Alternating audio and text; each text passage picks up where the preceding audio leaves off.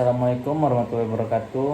Perkenalkan, nama saya Muhammad Taufik Ramadhani. Saya dari Universitas Uinsuska Riau, jurusan Ilmu Komunikasi semester 5.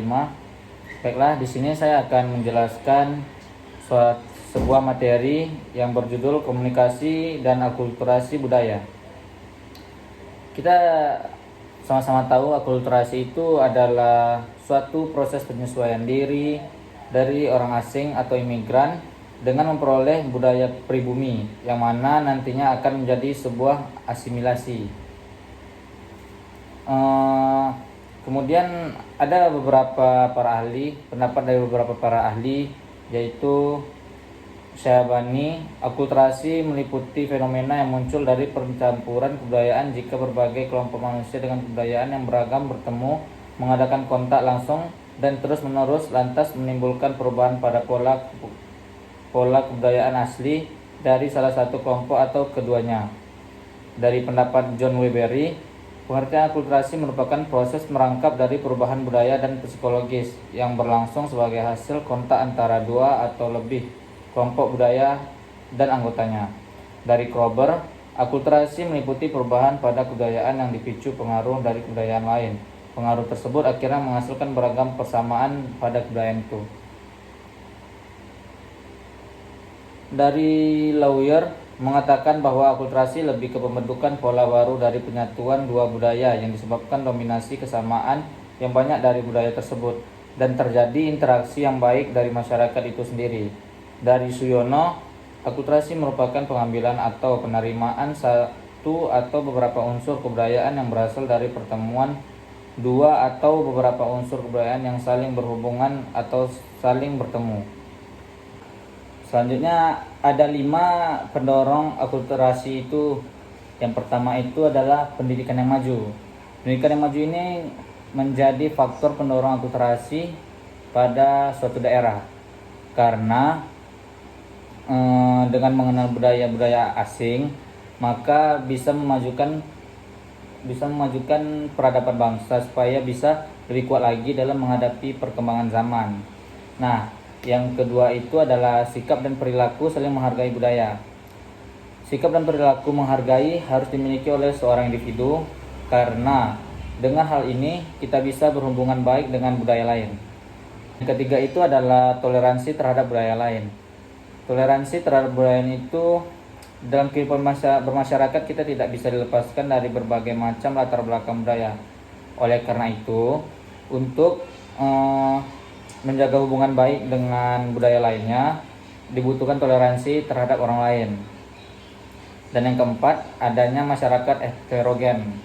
Masyarakat heterogen ini dapat dikatakan sebagai faktor pendorong terjadinya akulturasi budaya, karena di dalam lingkungan masyarakat terdapat latar belakang yang berbeda dan memiliki masing-masing budaya yang berbeda juga.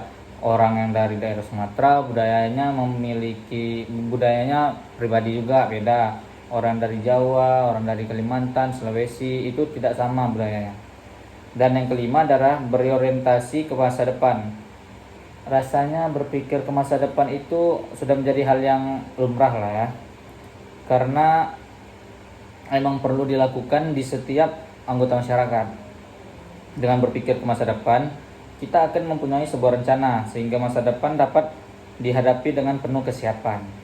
Selanjutnya, potensi akulturasi. Ada beberapa faktor penentunya, yaitu yang pertama adalah kemiripan antara budaya asli atau imigran dan budaya pribumi. Yang kedua, usia pada saat berimigrasi. Yang ketiga adalah latar belakang pendidikan. Dan yang keempat adalah karakteristik dan kepribadian. Dan yang kelima adalah pengetahuan imigran tentang budaya pribumi. Variabel-variabel dalam akulturasi itu adalah komunikasi personal, komunikasi interpersonal, dan komunikasi sosial. Komunikasi sosial itu terbagi menjadi dua. Yang pertama adalah komunikasi antarpersonal, komunikasi massa. Lingkungan komunikasi itu, kondisi lingkungan sangat berpengaruh pada berlangsungnya komunikasi antara imigran atau orang asing dengan lingkungan pribuminya. Akulturasi terbagi dua. Yang pertama adalah akulturasi dengan cara pemaksaan. Yang kedua adalah akulturasi dengan cara damai. Yang pertama, akulturasi dengan cara pemaksaan adalah Akulturasi yang dilakukan dengan secara paksa. Contohnya seperti penjajah di Indonesia. Namun akulturasi ini tidak berlangsung lama karena akulturasi ini akan hilang jika penjajahnya telah diusir. Yang kedua itu adalah akulturasi yang dilakukan secara damai. Akulturasi ini contohnya sama seperti kayak adanya kontak kebudayaan dari kebudayaan asing yang lambat laun diterima juga oleh kebudayaan setempat tanpa menghilangkan kebudayaan lamanya. Sama dengan kayak bangunan Candi Borobudur, masjid, sama dengan masjid Menara Kudus, itu sama. Itu contohnya kayak akulturasi yang dilakukan secara damai. Oh ya, akulturasi ini memiliki 5 dampak. Yang pertama itu ada adisi, sinkretisme, substitusi, dekulturalisasi, dan rejeksi. Adisi ini adalah penambahan unsur-unsur kebudayaan lama dengan unsur-unsur kebudayaan baru sehingga timbul permukaan struktural atau tidak sama sekali. Nah, yang kedua adalah sinkretisme.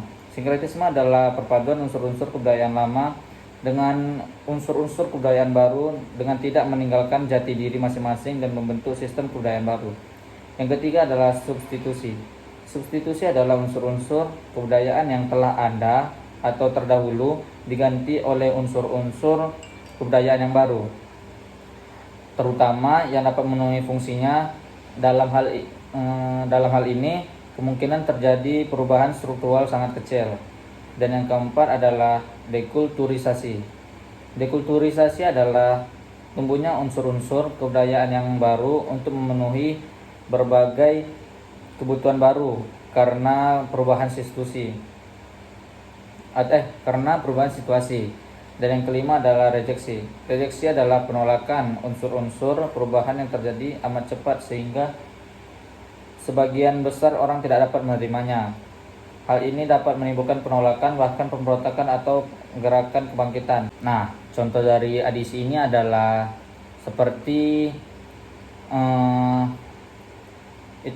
transportasi. Zaman dahulu transportasi orang menggunakan tenaga hewan seperti keledai, terus kuda. Contoh dari sinkretisme itu seperti ajaran agama leluhur di Indonesia sebelum Islam masuk. Rata-rata masyarakat Indonesia sebelum Islam masuk itu menganut agama Hindu-Buddha. Lalu saat Islam masuk, terjadi akulturasi keyakinan di mana ajaran Islam di Indonesia itu menjadi sistem kepercayaan nomor 1 karena terjadi peleburan budaya. Nah, yang ketiga contoh dari substitusi. Substitusi itu sama misalnya kayak para petani. Dulu para petani belum menggunakan alat-alat yang canggih seperti yang sekarang traktor. Dulu tuh para petani lebih sering menggunakan baja. Terus baja itu digantikan sekarang oleh traktor yang lebih mudah karena substitusi itu merupakan penggantian unsur budaya lama dengan unsur budaya yang baru dan memberikan nilai tambah bagi para penggunanya. Nah, contoh dari dekulturisasi adalah Masjid Menara Kudus. Mengapa? Karena Masjid Menara Kudus ini adalah merupakan akulturasi budaya yang mempertemukan antara budaya Islam dengan budaya Hindu. Menara Kudus ini memiliki fungsi sebagai masjid, namun arsitekturnya menyerupai bangunan pura pada agama Hindu. Maka di situ terbentuklah akulturasi yang berdampak dengan dekulturisasi. Itu sama termasuk ke dalam akulturisasi secara damai karena masyarakat setempatnya tidak ada merasa paksaan atau keberatan. Nah, contoh dari rejeksi ini adalah rejeksi kan tadi terjadi karena ketidaksiapan yang terjadi pada masyarakat terhadap perubahan.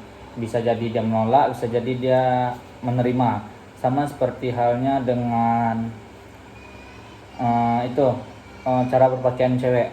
Kadang ada yang untuk naikkan ke atas sini.